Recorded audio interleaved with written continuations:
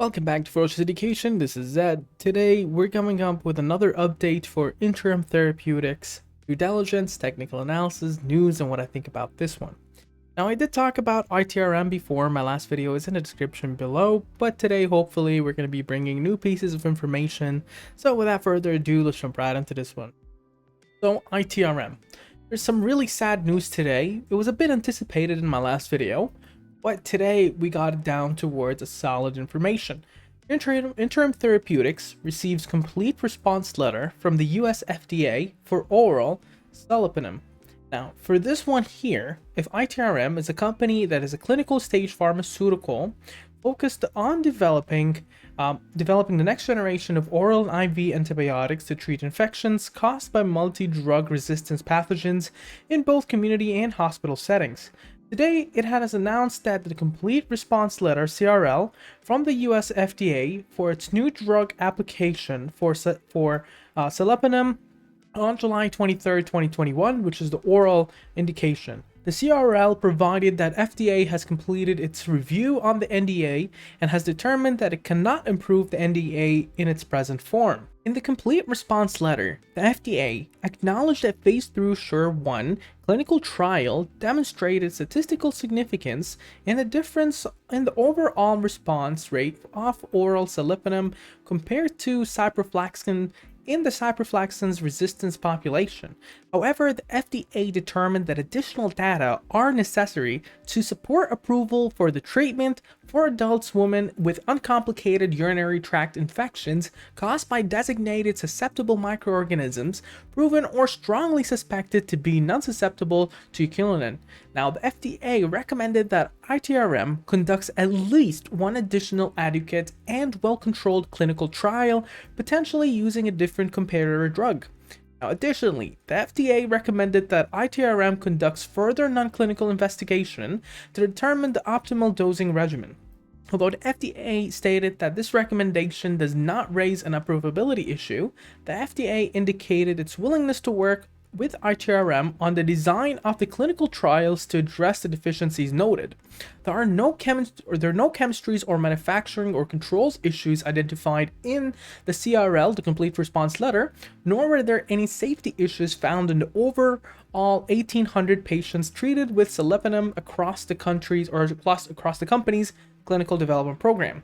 They also added that they are very disappointed in this outcome and believe that the data package submitted was adequate for approval for the oral sulopenem.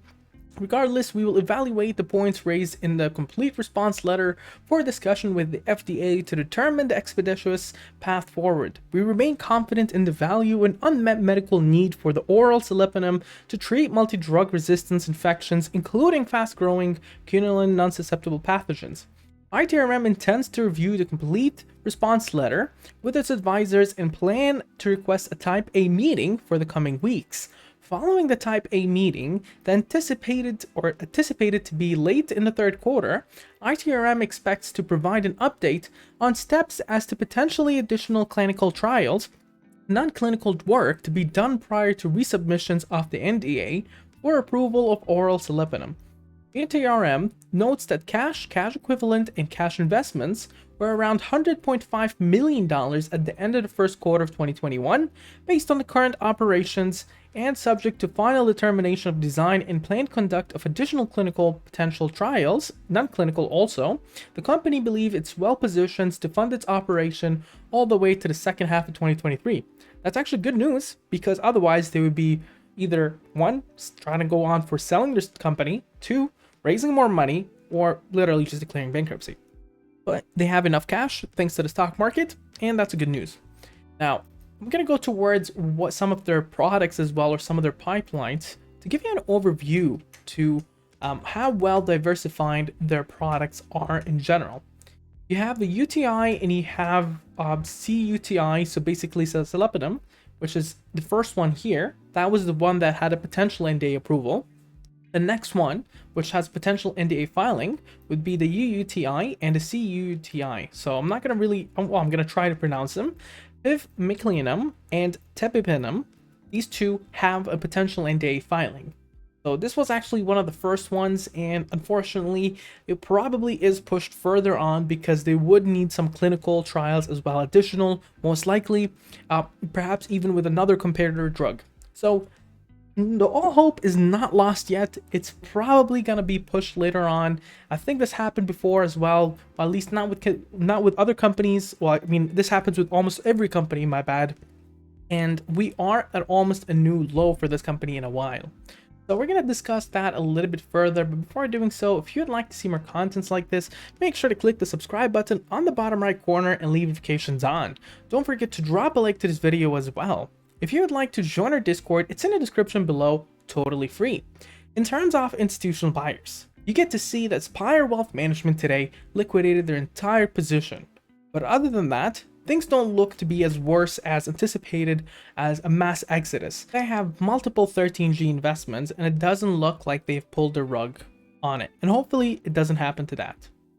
Now, in terms of insiders, no activity there, and let's move on towards technical analysis. Now, from a technical analysis perspective, there's really no point to go on and try to explain this one because they're all bearish. It's highly oversold. Momentum is negative. MACD is negative. Negative reversal. All moving averages are bearish.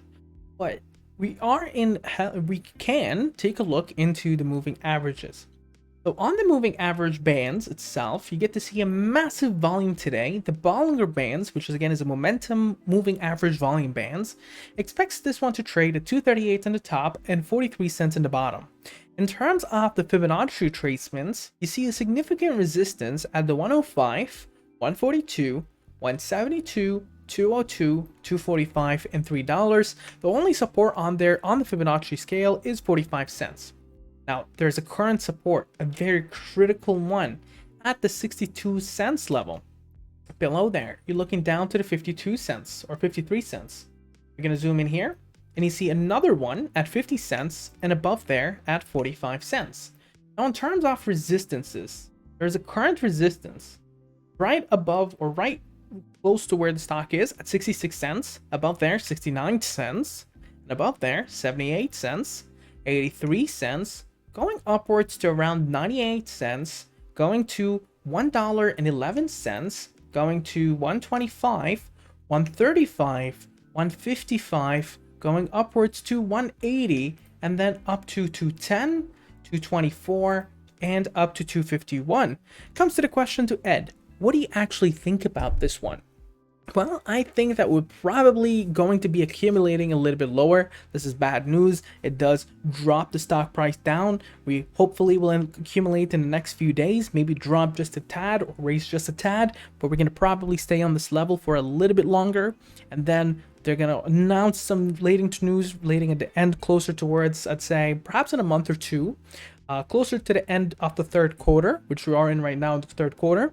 And I do anticipate they're going to outline some plan and people are going to cheer on. Stock price jumps a little. FDA, they start working with them even closer. They plan towards that meeting and the type A meeting. And I do think that there is potential for this one to start bouncing later on, but we're in a very critical time.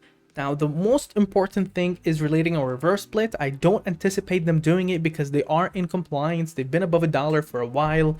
And I do expect, though, there might be some compliance issues if it does drop below or does stay below $1 for 30 days. Although I do think it's going to be a bit of accumulation. It's going to stop the bleed a little. And then with the PRs coming up, I don't see this one as full no. I see this one as statistically significant. There is potential and it needs more information. That's all it is. What do you think about the sticker? Make sure to mention down in the comments below. Share, subscribe, and like, and have a wonderful day. Now, if you're still here on this video, make sure to drop down below and join our Discord. We have a lot of different things going on, including, for instance, members that gives picks for free. It's not pump and dumps. We just things we think about, swings, etc. We also have really exciting bots. You can actually use those ones. For instance, we're just testing out this bot, for instance, that gives you Fibonacci resistance points, activities, etc. And we have a bunch of free things, totally free. We run on tips here, and you can ask me questions, suggest stocks, etc. It's a really nice community that has been growing up very fast at a very good rate, and it's totally free. If you would like to join that one, feel free to do so in the description below, and have a wonderful day.